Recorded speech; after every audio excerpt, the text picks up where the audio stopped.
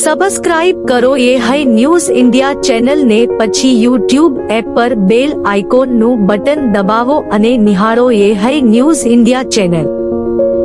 Audio Jungle.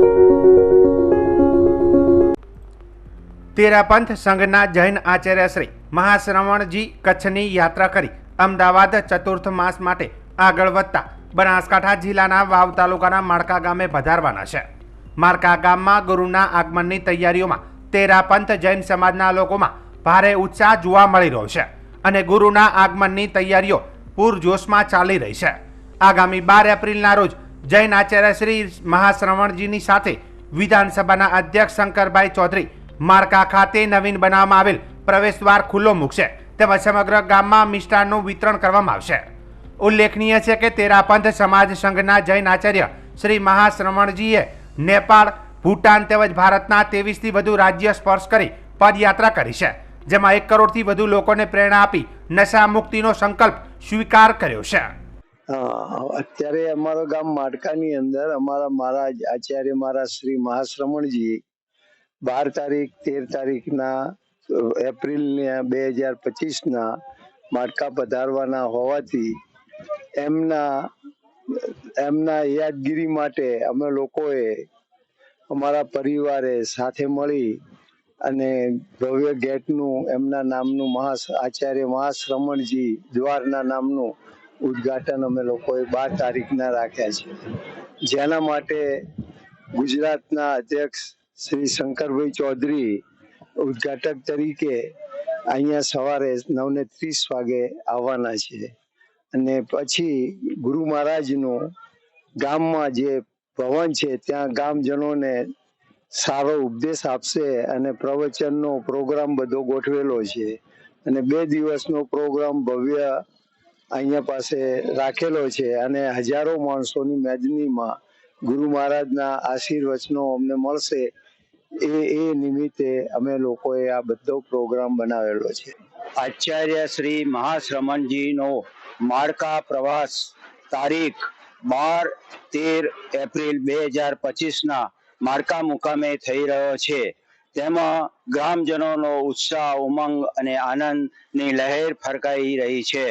તેમજ માળકા ગામ પ્રવેશ દ્વારનું આચાર્ય શ્રી મહાશ્રવણ પ્રવેશ દ્વારનું 12 તારીખે ઓપનિંગ છે, જેમાં માન્ય શ્રી શંકરભાઈ ચૌધરી સાહેબ, ગુજરાત રાજ્ય સ્પીકર શ્રી ગુજરાત વિધાનસભા જે પધારશે.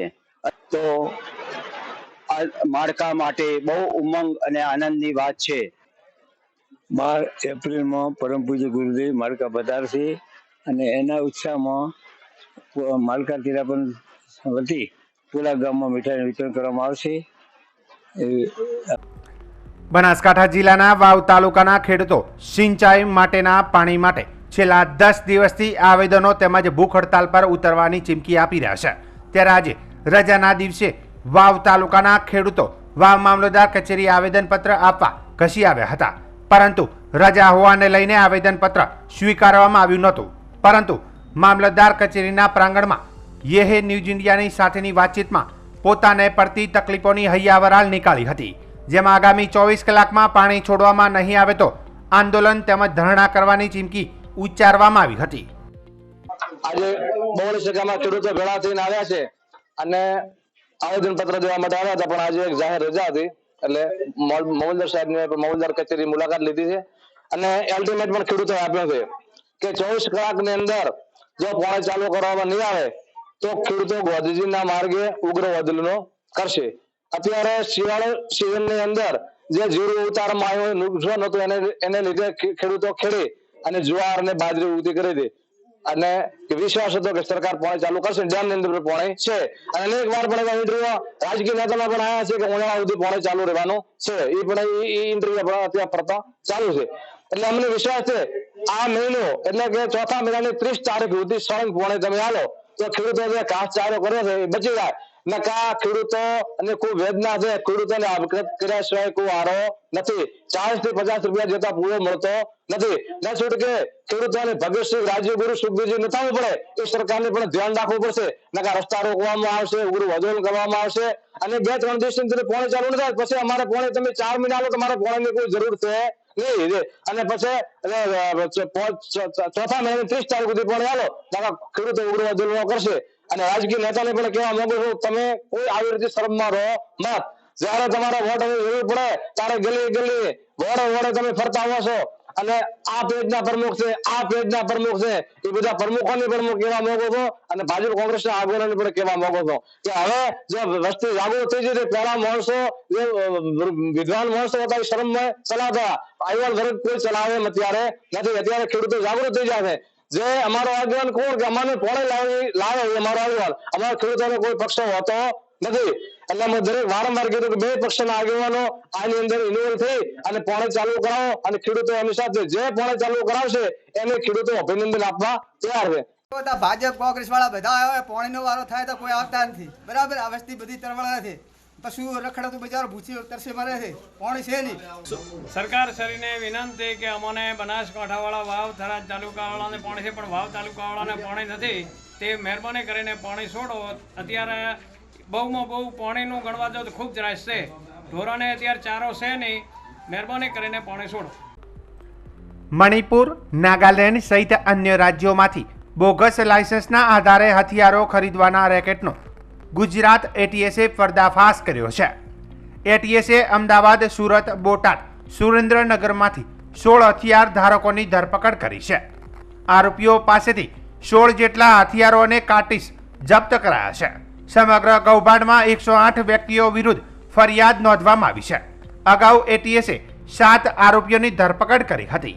આરોપીઓ ખોટા ડોક્યુમેન્ટના આધારે અન્ય રાજ્યોમાંથી હથિયાર માટેના ફેક લાયસન્સ બનાવતા હતા. બાદમાં આ લાયસન્સ વડે ગુજરાતમાંથી હથિયારો ખરીદતા હતા.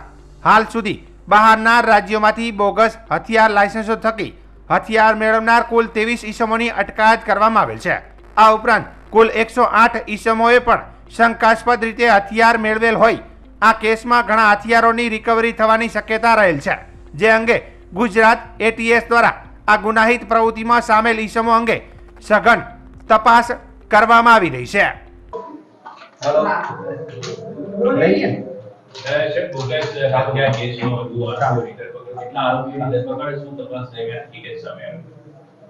ગઈ તારીખ 7/4/2025 ના રોજ એટીએસ ખાતે એક આર્મ્સ બોગસ લાયસન્સનો ગુનો દાખલ કરવામાં આવેલ અને એ અંતર્ગત એ સમયમાં 7 આરોપીની ધરપકડ કરવામાં આવી.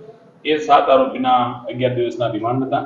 રિમાન્ડ દરમિયાનમાં વધુ 16 આરોપીની જાણકારી મળેલ છે અને 16 આરોપીઓ પાસેથી હથિયાર રિકવર કરવામાં આવેલ છે અને 16 આરોપીની વધુ ધરપકડ કરવામાં આવેલ છે.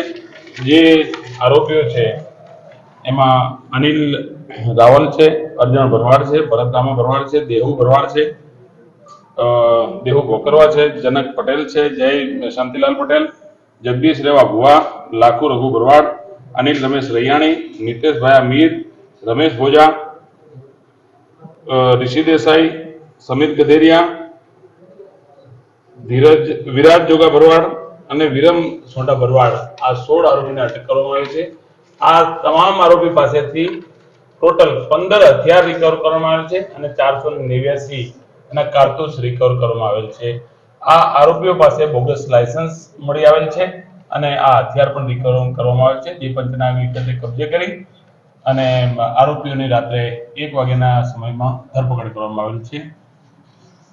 ક્યાંથી ધરપકડ કરી બધાની કયા વિસ્તારમાંથી? અલગ અલગ જગ્યાથી સુરત છે, રાજકોટ છે, બોટાદ છે, અલગ અલગ જગ્યાએથી આરોપીને જ્યાં ભાડ મળી છે ત્યાંથી લાવી પૂછપરછ કરી અને મુદ્દામાલ રિકવર કર્યો.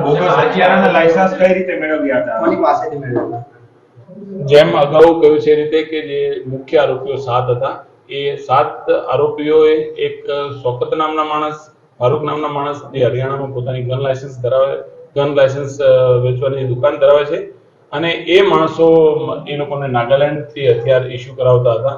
એ અત્યાર સુધીની ઇન્વેસ્ટિગેશનમાં વિગતો બહાર. 7 લોકોના પરિચયમાં 16 લોકો કઈ રીતે આવ્યા? કે જેમ કે કોઈ પણ લગ્ન પ્રસંગમાં જાય છે અથવા તો કોઈ ધાર્મિક પ્રસંગોમાં જાય છે અને પ્રસંગ દરમિયાન એમની પાસે રહેલું જે વેપન છે એ શો કરે છે અને બતાવે છે લોકોને કે અમારી પાસે આવું નાગાલેન્ડનો એક નેશનલ પરવાનો છે અને એના આધારે જે બીજા લોકોને પણ એવી ઈચ્છા થાય છે કે અમને આ પણ નેશનલ લાયસન્સ મળી જાય એ રીતે પોતાના કસ્ટમર ઊભું કરી અને આ પ્રકારે માર્કેટિંગ કરવાનું કામ કરે છે. કેટલા રૂપિયામાં ખરીદ્યું હતું આ લોકોએ વેપન? એ દરેકનો એક જ રેટ નથી, પરંતુ અલગ અલગ રેટ છે. 5 થી 25 લાખ રૂપિયા સુધીના ટ્રાન્ઝેક્શન કર્યા છે. કેટલાકે આંગળીયા મારફતે આપે છે, કેટલાકે ઓનલાઈન બેન્કિંગ કર્યું છે. એ રીતે અલગ અલગ ટ્રાન્ઝેક્શન ફાઇનાન્શિયલી ડોક્યુમેન્ટ શું આપતા હતા આ લોકો? ડોક્યુમેન્ટ્સમાં 3 વર્ષના રિટર્ન ફાઇલ આપતા હતા, તેમજ એક કેરેક્ટર સર્ટિફિકેટ આપતા હતા અને પોતાનું આધાર કાર્ડ આપતા હતા અને એના આધારે નવું લાયસન્સ ઇસ્યુ કરતા હતા. સર, મિઝોરમ અને નાગાલેન્ડના અધિકારીઓ ઇસ્યુ થયા હતા. અત્યાર સુધીની જે તપાસ છે એની અંદર જે બોગસ લાયસન્સ છે ને ત્યાંથી ઇમ્ફાલમાંથી તેમજ તેમલોનમાંથી અમને જાણ કરવામાં આવી છે અને પત્ર પણ મોકલવામાં આવ્યો છે કે આ લાયસન્સ અહીંથી ઇસ્યુ થયેલ નથી. એ વિગતો આવેલ છે, તો વધુ તપાસ કરી અને જે કંઈ સંડોવણી છે એને ધરપકડ કરી. બોગસ લાયસન્સની વ્યાખ્યા શું કરી શકાય? કઈ રીતના, કેવા પ્રકારના બોગસ? જે બોગસ આ લાયસન્સની જે અત્યાર સુધીની વિગતો સામે આવી છે કે જે જૂના રિન્યુ ના થયેલા એવા જે લાયસન્સ હતા એમાં રિટેનર તરીકેના નામ એ ખોટા વ્યક્તિના દાખલ કરી અને એક ખોટો યુઆરએન નંબર જનરેટ કરી, જે જૂના યુઆરએન નંબર હતા એની અંદર એનું નામ એડ કરી અને લાયસન્સ ઇસ્યુ કરવામાં આવતા હતા.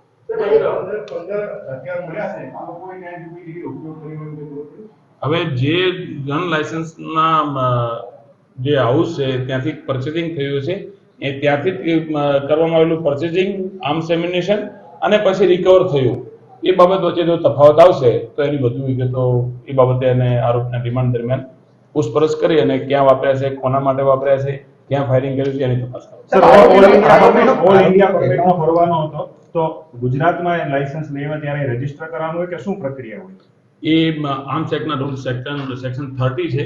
એની અંદર એવી જોગવાઈ છે કે તમે કોઈ પણ નેશનલ પરવાનો હોય પરંતુ તમારું કાયમી સરનામું કે એ બદલાવ જ્યારે કરવામાં આવે છે તો 60 દિવસની અંદર એને જાણ કરવાની હોય છે.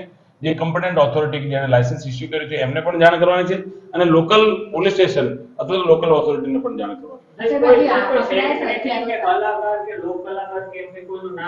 જેની વિગતો અમારી પાસે જ્યારે પણ ધરપકડ કરવામાં આવશે તો આ બાબતે આપને જાણ કરશે.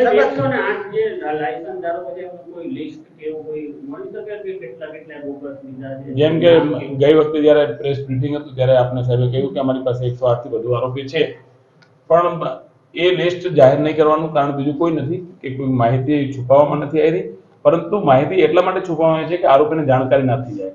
જેમ કે એ જો માહિતી અમે જાહેર કરી હોત તો 16 આરોપી જે રાત્રે ઓપરેશન કરવામાં આવ્યું એમાં અમે આટલી સફળતા ન મળી. સાહેબ, આરોપીનો બેકગ્રાઉન્ડ સુધી કોઈ ગુનાહિત ઇતિહાસ ખરો અને છે તો પછી પોલીસના એનો એક વાગે આરોપીની ધરપકડ કરી છે અને આરોપીના વધુ રિમાન્ડ લઈ એની પૂછપરછ કરવામાં આવશે અને આપને બ્રીફ કરવામાં આવશે. વૈશ્વિક અને સ્થાનિક ફટકારના કારણે અંતે ડોનાલ્ડ ટ્રમ્પે નમતું જોખીને મોટાભાગના તમામ દેશો પર લાદેલા વધારાના ટેક્સમાં 90 દિવસની છૂટ આપી છે. જોકે ફ્લેટ 10% ટેક્સ વસૂલાશે. ચીને વળતો પ્રહાર કરીને 84% ટેક્સ લાદતા ટ્રમ્પે હવે 125% ટેક્સ વસૂલવાની જાહેરાત કરી છે. ટ્રમ્પની પીછેહટને કારણે મોડી રાત્રે અમેરિકન બજારમાં આગ ઝરતી તેજી જોવા મળી હતી. ડાઉન જોન્સ અને S&P 500માં 8 થી 10% તો ટેક હેવીવેઇટ નાસ્કડામાં નિવિદા સહિતના શેરની તેજીના જોરે 12%નો શાનદાર ઉછાળો જોવા મળ્યો છે. એશિયાના તાઇવાન માર્કેટમાં 10%, જાપાન 9%, સિંગાપોર, હોંગકોંગ, થાઇલેન્ડ અને ઇન્ડોનેશિયાના બજારોમાં 5% ઉછાળો જોવા મળ્યો છે. આજે મહાવીર જયંતિ નિમિત્તે ભારતીય શેરબજાર બંધ છે, પરંતુ ગિફ્ટ નિફ્ટીમાં પણ 800 અંકોનો શાનદાર વધારો જોવા મળી રહ્યો છે. બ્રહ્માકુમારી સંસ્થાના મુખ્ય પ્રશાસક દાદી રત્નમોહિની પંચતત્વમાં વિલીન થયા છે. અનુયાયીઓનું કહેવું છે કે દીદી નશ્વર દેહ છોડીને બાપ દાદા પાસે ગયા છે. 2 દિવસ અગાઉ અમદાવાદની ઝાયડસ હોસ્પિટલમાં અંતિમ શ્વાસ લીધા હતા. તેમના નશ્વર દેહને આબુ રોડ ખાતે શ્રદ્ધાંજલિ માટે રાખવામાં આવ્યા હતા. ત્યારબાદ તેમના નશ્વર દેહને માઉન્ટ આબુ બ્રહ્માકુમારીના જ્ઞાન સરોવર તેમજ ગ્લોબલ હોસ્પિટલ ખાતે લઈ જવાયા હતા. આજે દાદી રત્નમોહિનીના નશ્વર દેહને ફરી આબુ રોડ શાંતિવન લવાયા હતા. દાદી રત્નમોહિનીની કુટીર સામેના બગીચામાં પંચતત્વમાં વિલીન થયા છે. સંસ્થાના વરિષ્ઠ પદાધિકારીઓને દાદીને મુખાગ્નિ આપી હતી. દેશ વિદેશમાંથી અનેક બ્રહ્માકુમારીના અનુયાયીઓ અંતિમ યાત્રામાં પહોંચ્યા હતા. દાદી રત્નમોહિની પંચતત્વમાં વિલીન થતા સમગ્ર બ્રહ્માકુમારી સંસ્થામાં શોકનો માહોલ છે. હજારોની સંખ્યામાં અનુયાયીઓએ શાંતિવન ખાતે ઉમટી પડ્યા હતા. અગ્નિ સંસ્કાર બાદ બ્રહ્માકુમારીના તમામ લોકો ડાયમંડ હોલમાં શ્રદ્ધાંજલિ માટે પહોંચ્યા હતા.